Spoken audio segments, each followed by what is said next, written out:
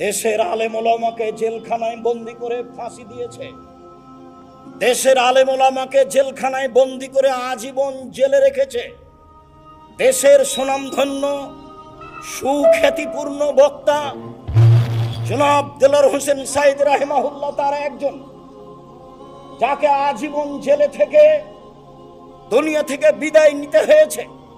কেনা তাকে চিনে না, কেনা তাকে জানে না। স্বৈরাচারী শাসক নির্বিচারে কত মানুষকে হত্যা করেছে। এই দেশের নিরীহ নিরপরাধ ভবিষ্যতে জাতির জাতীয় সম্পদ শত শত শিক্ষিত ছেলেকে হত্যা করেছে। সম্মানিত দিনী ভাই বোন, আপনারা জানেন তাদের কথা। এই দেশের উন্নয়নের নামে শত লাখ কোটি টাকা বেহিসাব টাকা লুটপাট করেছে। কত বড় নির্যাতনকারী মানুষ হলে এমনটা হতে পারে? দেশের লাখ কোটি টাকা খরচ করে এই দেশে স্বাধীনতার নাম দিয়ে শত হাজারো মূর্তি ভাস্কর্য তৈরি করেছে। জুলুমের নাই শেষ, নির্যাতনের নাই শেষ, যা আপনারা অবগত আছেন।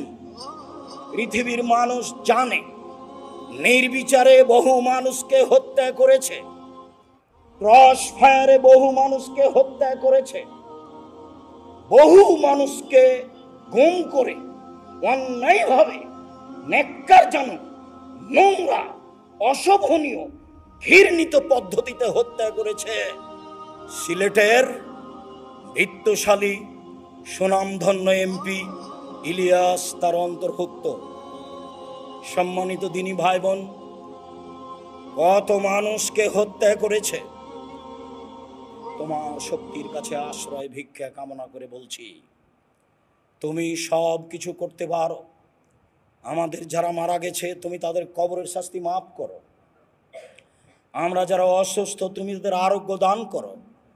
আমরা যারা বেঁচে আছি তুমি তাদেরকে তোমার রাসূলের পদ্ধতি অনুযায়ী চলার তৌফিক দান করো।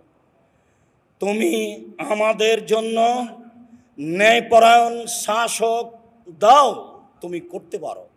তুমি আমাদের দেশের নিরাপত্তা দাও, তুমি আমাদের দেশে শান্তি দাও। মানুষকে জুলুম অত্যাচার হতে, লুটতরাজ রাহাজানি হতে রক্ষা করো। তুমি সর্বশক্তিমান, তুমি সব কিছু করতে পারো। জুমার খুতবায় যা বললাম, তোমার কথা, তোমার রাসূলের কথা বললাম। আমরা সাধারণ মানুষ তোমার কাছে জোরালো দাবি রেখে যাচ্ছি, তুমি আমাদের এই দাবি দাওয়া কবুল করো।